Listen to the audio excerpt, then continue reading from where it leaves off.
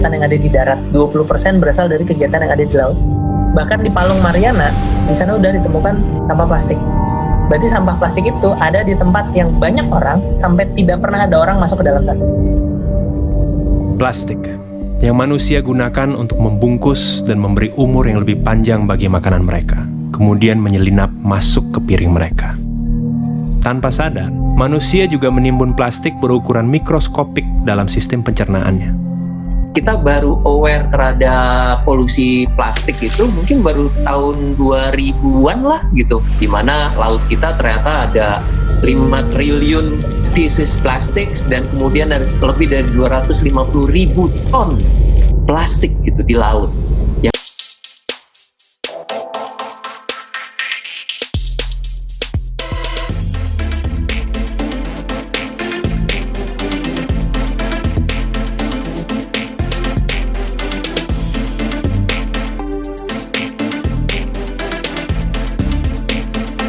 Sebelum lanjut nonton video ini, pastikan Anda sudah menyeduh segelas kopi, ditambah sebatang rokok, dan tekan tombol subscribe, aktifkan loncengnya, like, dan share ke teman-teman kalian. Maybe this little thimble belongs to a kingdom all of its own. The fourth kingdom. The kingdom of plastics. Plastics? Banyak alasan mengapa plastik menjadi salah satu bagian yang tidak bisa terpisahkan dari peradaban manusia modern. Murah, tahan lama, dan praktis. We use plastics in every aspect of our lives.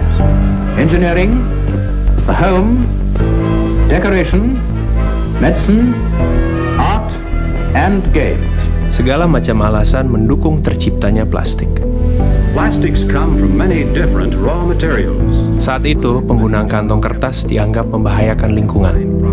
Semakin banyak kantong kertas, semakin banyak pohon yang ditebang. The demand for a wood that will not rot, that termites will not eat, that fire... Plastik ini adalah benda yang relatif baru ditemukan oleh manusia, kemudian baru dibuat secara masif itu mulai dari tahun 1950-1960. Produksinya kalau kita bandingkan sekarang itu 20 kali lipat lebih kecil. Sekarang itu adalah zaman plastik. Karena apa sih nggak pakai plastik? Mulai dari kacamata saya plastik, baju kita kebanyakan plastik, apapun kayaknya itu udah plastik gitu.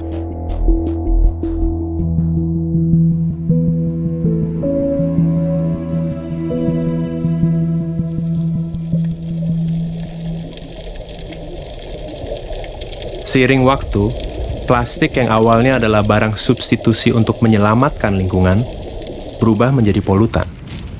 Tentu hal itu terjadi karena penciptanya, kita, manusia. Plastik mendominasi jenis sampah di masyarakat, mulai dari kantong plastik, gelas plastik, sedotan plastik, styrofoam, bungkus mie instan, pembungkus makanan ringan, produk-produk sachet, minuman sachet, shampoo sachet, sabun sachet. Kita di Indonesia permasalahan paling besarnya mungkin di single use plastik. Alasan dari para industri yang menjual produk-produk dalam sasetan itu adalah karena daya beli masyarakat di Indonesia yang lemah. Karena ketika dijual dalam bentuk langsung 500 gram, mereka nggak sanggup beli.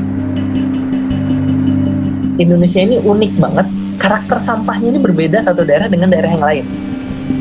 Mayoritas sampah di ibu kota dikirim begitu saja ke TPA gitu, dan setiap 2 hari sampah ibu kota Jakarta itu bisa membangun 1 candi Borobudur banyaknya.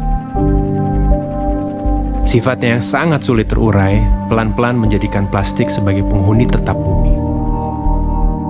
80% sampah itu berasal dari kegiatan yang ada di darat, 20% berasal dari kegiatan yang ada di laut. Bahkan di Palung Mariana, di sana udah ditemukan sampah plastik.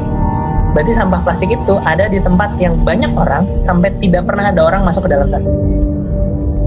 Plastik yang manusia gunakan untuk membungkus dan memberi umur yang lebih panjang bagi makanan mereka, kemudian menyelinap masuk ke piring mereka. Tanpa sadar, manusia juga menimbun plastik berukuran mikroskopik dalam sistem pencernaannya. Kita baru aware terhadap polusi plastik itu mungkin baru tahun 2000-an lah gitu, di mana laut kita ternyata ada 5 triliun pieces plastik dan kemudian ada lebih dari 250.000 ton plastik gitu di laut. Yang kemudian ini akan terakumulasi di biota-biota yang pada akhirnya dikonsumsi oleh manusia. Mikroplastik ini itu udah sampai masuk di plankton gitu. Zooplankton dimakan oleh ikan yang lebih besar, kemudian ikan yang kecil itu kemudian dimakan sama yang lebih besar lagi, pada akhirnya ditangkap oleh nelayan kita, dan kemudian ada di pasar ikan kita, pada akhirnya ada di meja makan kita gitu, ikan itu gitu. Nah, kalau misalnya itu sudah dimakan, itu justru malah lebih bahaya. Ada yang namanya nanoplastik lebih kecil dari 1 mikron, itu bisa langsung masuk ke saluran darah. Bila itu terjadi, bisa masuk ke saluran sistem saraf pusat, dalam hal ini adalah otak. Manusia mulai sadar, bom waktu bernama plastik sudah berdetak sejak awal diciptakan. Mereka mencari cara untuk menjinakkan bom waktu ini, atau setidaknya melambatkan waktu. Yang justru harus kita lakukan adalah kita mencari bahan pengganti yang kuatnya sama seperti plastik, yang fleksibelnya sama kayak seperti plastik, tetapi dia ramah lingkungan. Dari 7 spesies plastik yang hanya bisa di-recycle tuh hanya 2. Nah, ketika itu kotor, jorok, satu kontainer yang ternyata tercemar oleh bahan yang tidak bisa di-recycle, akhirnya nggak bisa di-recycle gitu. Ends up-nya di penimbunan gitu, pembuangan sampah, karena nggak bisa di-recycle. Atau kemudian karena nggak bisa di-recycle, yaudah gue bakar aja insenerator. Permasalahannya adalah masalah tata kelola, khususnya juga di Indonesia. Kalau kita menggunakan instrumen kesadaran gitu ya, harus sadar dulu, itu butuh waktu yang lama, sedangkan sampah dan masalahnya itu sekarang gitu. Jadi setiap orang itu wajib memilah sampah, itu namanya wajib, ya harus ada konsekuensi kalau tidak dilakukan. Gubernur DKI Jakarta Anies Baswedan mengeluarkan peraturan gubernur tentang larangan penggunaan kantong plastik. Larangan penggunaan kantong keluarkan plastik. Peraturan gubernur tentang pelarangan penggunaan plastik. Pergub larangan penggunaan kantong plastik sekali pakai untuk larangan Regulasi gaya hidup baru dan slogan-slogan tentang bahaya plastik terus didengungkan agar umat manusia punya satu pemahaman yang sama tentang plastik. Sampai bahkan kadang berdengung dan terdistorsi dalam jargon dan slogan yang kosong. Pasca 1 Oktober, penggunaan kantong plastik bagaimana Greenwashing. trennya? Apakah meningkat, menurun, atau seperti apa? Manusia mana sih yang nggak pakai plastik? Kayaknya nggak ada. Jadi yang harus kita lakukan duluan adalah kita menutup keran dari sampah plastik, sumber sampah plastik, dengan cara kita mengurangi konsumsi plastik itu, terutama konsumsi plastik yang sekali pakai. Baik mana antara daur ulang dengan buang sampah sembarangan, ya tentu baik daur ulang. Tetapi daur ulang butuh proses. Baik mana daur ulang dengan pakai ulang, ya lebih baik pakai ulang daripada kita kemudian melakukan upaya proses daur ulang, ya lebih baik kita pakai ulang.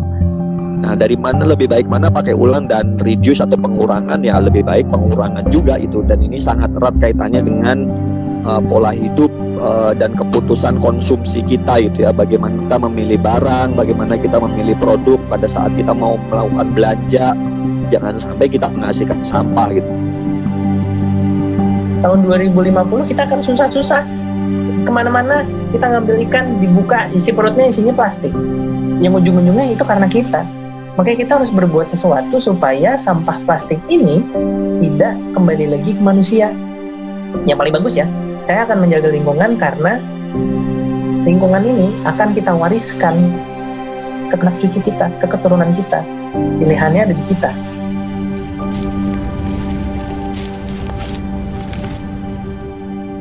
Ke informasi selanjutnya, wabah virus corona mulai Berbagai virus corona berdampak positif terpapar corona. Social distancing. Social distancing pickup impact of social distancing. Sampai dengan film ini dirilis, kita sedang terancam oleh pandemi COVID-19.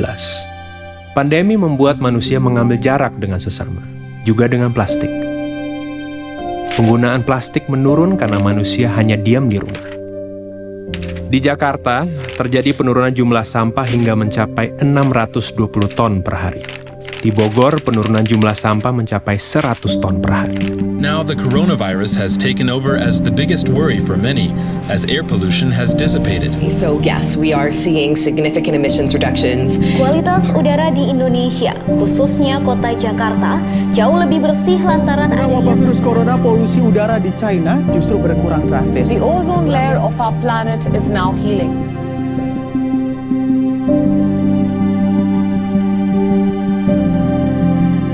Namun bagaimana setelah pandemi ini usai?